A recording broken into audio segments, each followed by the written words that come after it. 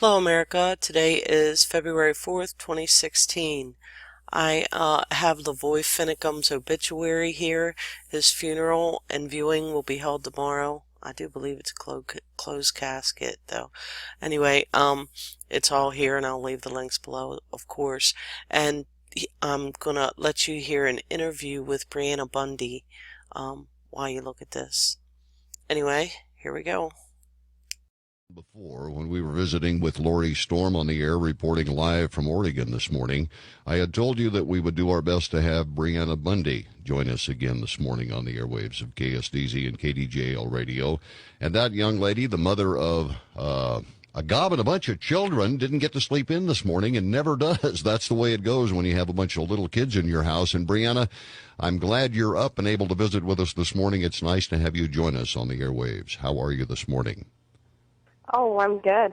Well, good. I'm glad to be here. Well, it's a pleasure to have you with us. Children all been fed, right?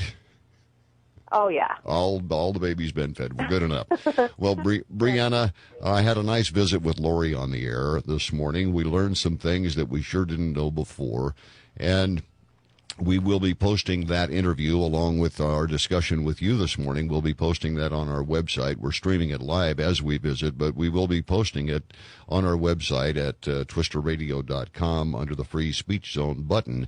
So, Brianna, obviously you didn't get the chance to hear Lori's interview this morning, but yourself, you have some additional information, some insights, some things that you'd like to share with the listeners, and I'm just going to turn it over to you, young lady, and let you update us from your viewpoint. Well, I think the boys, they were, all of them that are in there, they've been kind of struggling, especially at the way they've treated Shauna, and then obviously with LaVoy's death, and then his services coming up this weekend, and which I should bring that up.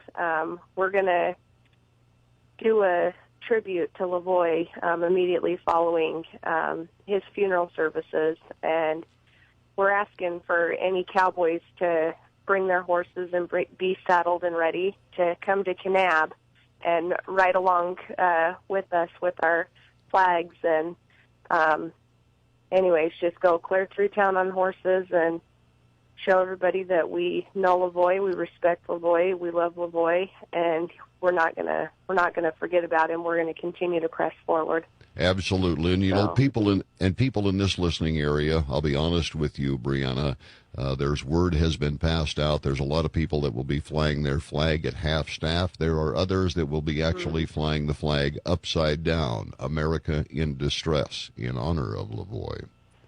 Yes, and that means a lot. I think that's completely appropriate, and I think that the world, this isn't going away. We're not going to forget about LaVoy and just leave him hanging. I don't care if the feds think that they're immune to prosecution or not. Whether anybody is actually prosecuted for this, the world's going to know, and the Lord knows, and LaVoy is his witness, and justice will be served in one way or another, but the country will not forget. Well, we know in time that justice will be served. Vengeance is mine, saith the Lord. And it's very difficult for the rest of us to want to wait quite that long, isn't it?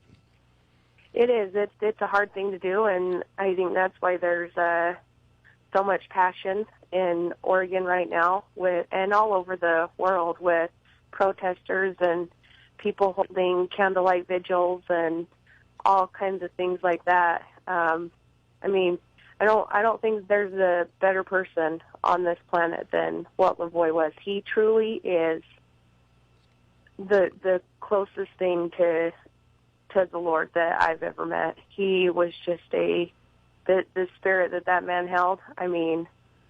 He was an unbelievable man. That's all there is to it. I'm not just saying that because he was our friend. I'm saying that because there's a few people that come into your life that have an impact on you, and LaVoy had an impact on all. Well, sure. You know, and those of us out here in this corner of the world, obviously, we did not know this man at all. That's all there is to it. What little we know about him, we have learned through you and through others, and we appreciate the insight that you have shared with us here.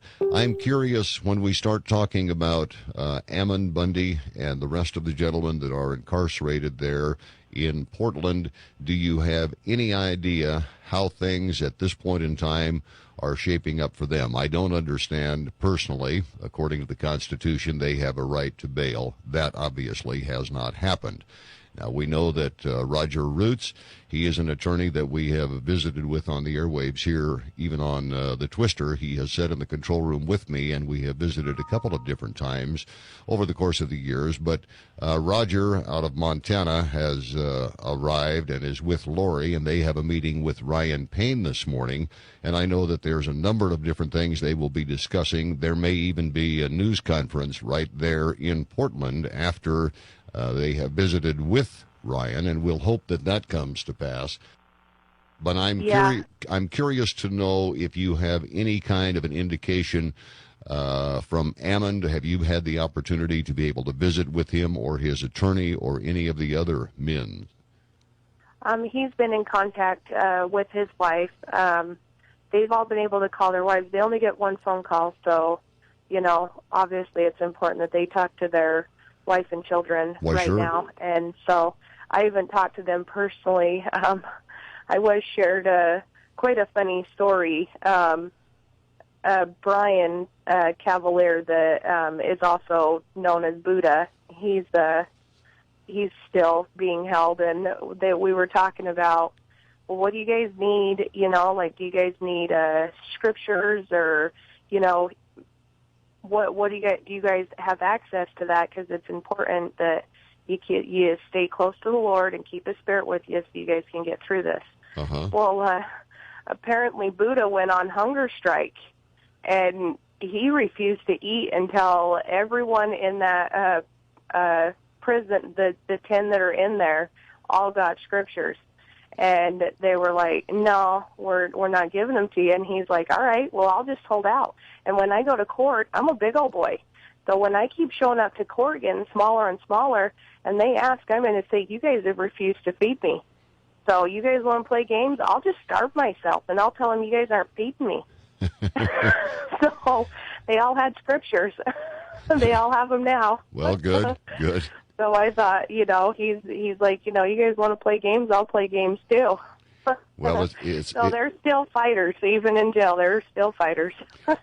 Well, that's good to hear. And, you know, Lori was telling us this morning that coming up this Saturday, there will be a protest march. They're hoping for in excess of 100 people there that are actually going to march into the refuge. And the theory is that they're going to walk back out with all of the people that are there and help see to their safety. Now, it's my understanding that the refuge and the town of Burns, Oregon, are absolutely overloaded with armored vehicles and all kinds of weapons. So we'll hope, we'll sincerely hope and pray here that this doesn't turn into a major bloodbath. Yeah, and, you know, I think the country that night before, we need to pray for them. And, you know, if you believe in fasting, we also need to fast for these people, because it needs to happen. They need to get those people out of there. And like you said, it needs to happen safely so that there's not serious bloodshed, because that's what we've been afraid of. And the only way that's going to happen is if we have support in numbers.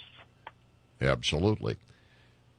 Brianna, before our time runs out here, as we look down the road here a little ways, and hopefully these men are given bail at some point in time, and hopefully that happens soon. But this whole thing is far from over. The undercurrent as we look at what has gone on and is going on in Burns, Oregon at the refuge as far as the BLM land is concerned.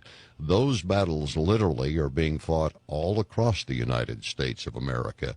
Even in Wyoming, there's been a big push come out of the Obama administration to stop all of the coal leases. I mean, the list goes on and on. Eventually, even here in Nebraska, the ranch community here will find themselves literally under siege of the federal government at some point down the road over water. I mean, the list of infractions by the government toward the people, toward personal property landowners, personal property rights, if you will, there just continues to be an extreme overreach. And we will hope that there is some good that comes out of the tragedy that has raised its ugly head in Burns, Oregon. Absolutely. As long as any citizen of this country has rights and control of any sort of resource, they are going to come after it. And I don't believe that they'll stop until they have complete control. And so, yeah, it's important. I mean, we can't continue to let it happen, and we have to stand with our neighbors.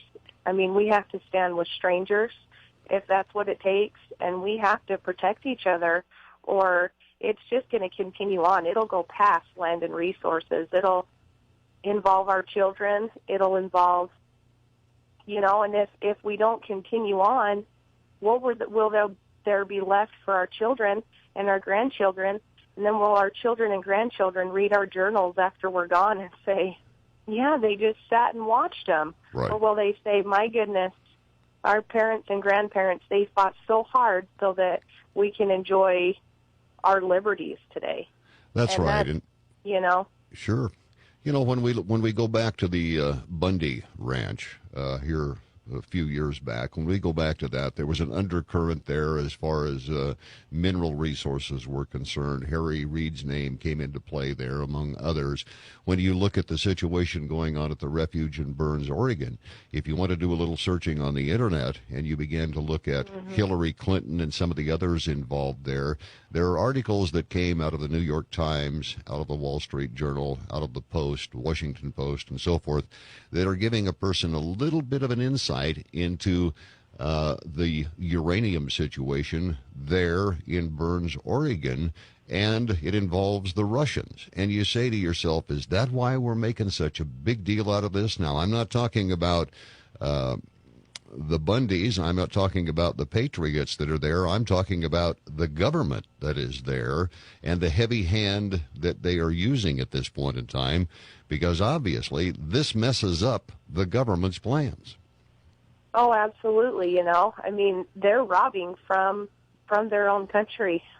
These greedy politicians and greedy special interest groups and everything else. And there's definitely, I mean, this was bigger than a couple of ranchers that refused to sell out and make a national park. I mean, there's a lot on the line. They've promised things to other people, and they've got to make it happen, and they have no consciences at all, and it doesn't matter to them if they gun a couple of people down. I mean, it means that our lives have no value to them. It sure doesn't seem that way. It doesn't. Well, Brianna, our time is getting short here this morning, and I do want to thank you again very kindly for visiting with us on the air. It looks like as the day goes on, there will be some additional information that will be coming our way, and hopefully important information that we can share with you and with our listeners here on KSDZ and KDJL Radio. Anxious for the report back from Lori and Roger out in Portland as we speak. And I know that Lori plans to be back in Burns, Oregon for the march coming up on Saturday, and we'll hope that everyone remains safe there and that the government actually utilizes their head for a change. That would be something new, but I would like to see that happen personally. So, yes, we definitely would too. Yes, and Brianna, again, my best to you and your family. You greet Cliven and his wife, Carol, I believe it is. I don't know those folks, obviously, but greet them if you would for us.